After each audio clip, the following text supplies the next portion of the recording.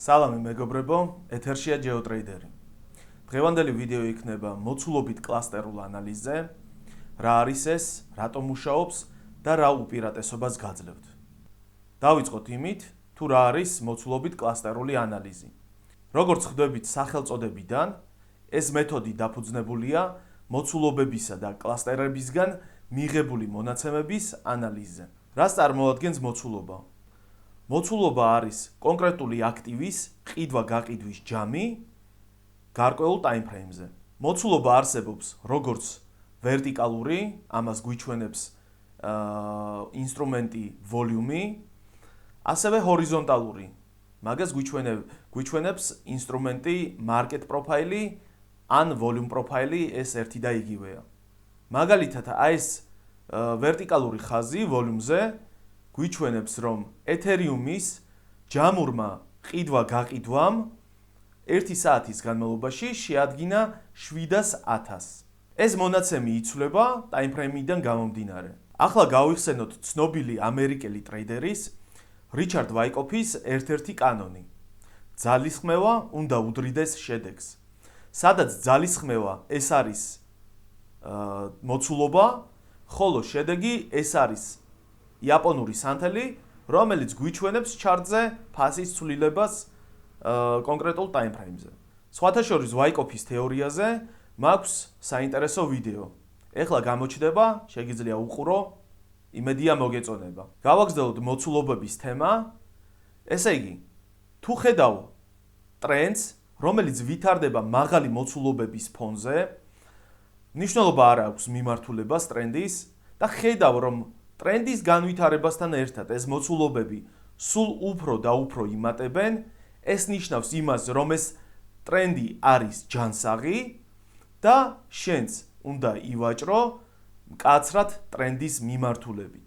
ხოლო თუ ხედავ ტრენდს, რომელიც ვითარდება დაბალი მოცულობების ფონზე, მაშინ იცოდე, რომ ეს არ არის ძირითადი ტრენდი, ეს არის მხოლოდ და მხოლოდ ძირითადი ტრენდის კორექცია, რომლის დასასრულში მოხდება ერთგვარი მოცულობების აფეთქება და შემდეგ გაგრძელდება ისევ ძირითადი ტრენდი.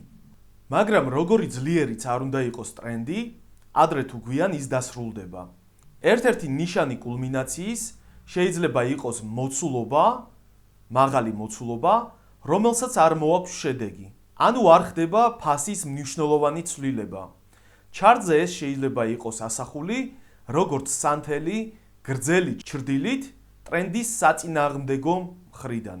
როგორც წესი, ეს ხდება ძლიერი მოცულობითი ზონის საზღვრებთან. ახლა დროა გადავიდეთ ჰორიზონტალურ მოცულობებზე, რომ გავიგოთ რა არის მოცულობითი ზონა და მისი საზღვრები. ჰორიზონტალურ მოცულობებს გვიჩვენებს ინსტრუმენტი მარკეტ პროფაილი. სხვათა შორის ამ ინსტრუმენტზე მაქვს ვრცელი ვიდეო, გირჩევ უყურო.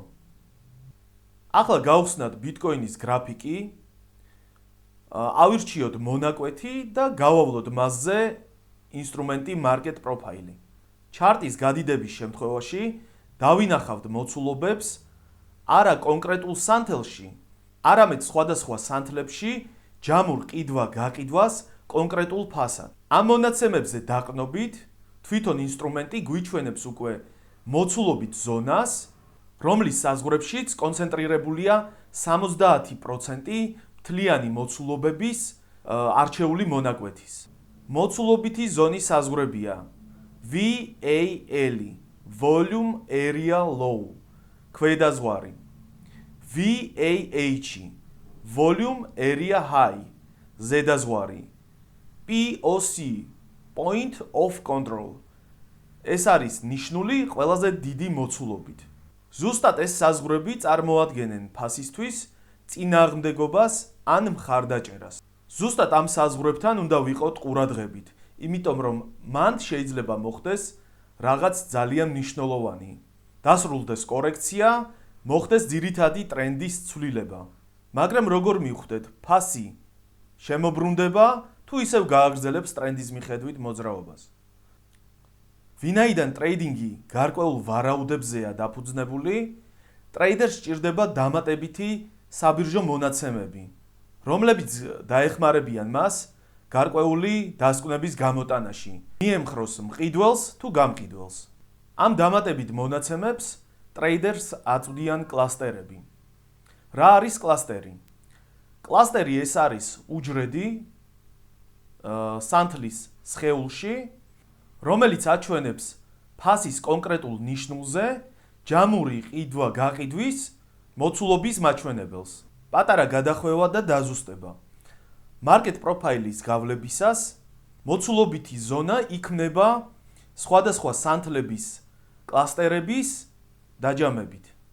უკეთ რომ გაიგოთ რას წარმოადგენს კლასტერი, მოდით განვიხილოთ IS სანთელი ბიტკოინის ჩარტიდან. უჯრედების სანთელში ეს კლასტერებია, ხოლო მარჯვნიდან ფასი. ხედავთ რომ 86,000-ის ნიშნულზე კლასტერში მოცულობა შეადგენს 2000 მონეტას, 87,000-ზე 9,000, ხოლო ყველაზე დიდი მოცულობა დაფიქსირდა 88,000-ზე 11,000 მონეტა. ეს არის სანთლის POC, ნიშნული ყველაზე დიდი მოცულობით. ვინაიდან კლასტერების თემა საკმაოდ ვრცელია, მე მოგიყვანთ ზოგად მაგალითებს, როგორ უნდა წაიკითხოთ ეს კლასტერები. მაგალითად, თუ მწვანე სანთლის შუაში, ქვედა ნაწილში ან სანთლის ჩრდილში არის მოქცეული ამ კონკრეტული სანთლის POC, ანუ ყველაზე დიდი მოცულობა. ეს ნიშნავს იმას, ძალიან დიდი ალბათობით, რომ ყიდვები გაგრძელდება. ხოლო თუ ზედა ნაწილში ან ზედა ჩრდილში, მაშინ ფრთხილად უნდა ვიყოთ. ეს ნიშნავს იმას, რომ გამყიდველი გააქტიურდა. იგივე პრინციპით იკითხება ეს ინფორმაცია წითელი სანთლის შემთხვევაში. უბრალოდ POC იქნება საპირისპირო მხრიდან.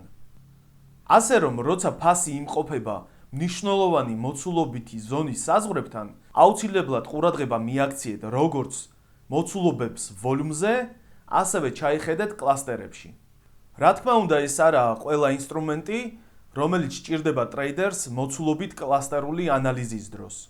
მაგრამ ესენი არიან ის დამხმარეები, რომლების გამოყენება გაიყვანს თქვენს ვაჭრობას სხვა დონეზე. რატომ მუშაობს მოცულობით კლასტერული ანალიზი და რა უპირატესობას გაძლევთ? იღებთ საბირჟო მონაცემებს live რეჟიმში. ხედავთ რა მოხდა, რა ხდება და ამაზე დაყნობით აკეთებთ პროგნოზს, რა შეიძლება მოხდეს. არ გიწევთ მარჩიელობა, სად იმყოფება წინააღმდეგობის თუ მხარდაჭერის დონე. ზოგადად ნებისმიერი ტიპის ანალიზი შექმნილია ფასის მიმართულების პროგნოზირებისთვის.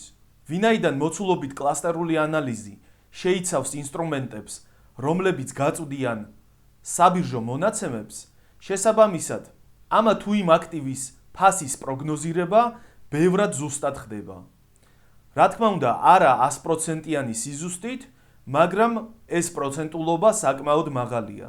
ვფიქრობ, ამაზე დროა დავასრულოთ. თუ ვიდეო მოგეწონათ, გთხოვთ დაალაიქოთ, გამოიწეროთ არხი და ჩართოთ ზარის ღილაკი. ვფიქრობ, ასეთი კონტენტი ამას იმსახურებს. ასევე არ გამოგრჩეს Telegram არხის გამოწერა, სადაც ბევრი საინტერესო ინფორმაცია იდება. აქტივების ანალიზი, ტრეიდები, სეტაპები და ასე შემდეგ. ხოლო თუ გჭირდება ტრეიდერთა სივრცე, მაშინ გეპატიჟები ჩვენს Telegram ჩატში. და ბოლოს, თუ ხარ ტრეიდერი ან ინვესტორი, გირჩევ გამოიყენო ჩემი პარტნიორი ბირჟა BingX-ი. გახდი ჩემი რეფერალი, ამით შენ არაფერი გაკლდება, ხოლო ჩემთვის ეს იქნება დამატებითი мотивация და მხარდაჭერა. ყველა ლინკი არის აღწერაში. ძალიან დიდი მადლობა ყურადღებისთვის, მომავალ შეხვედრამდე.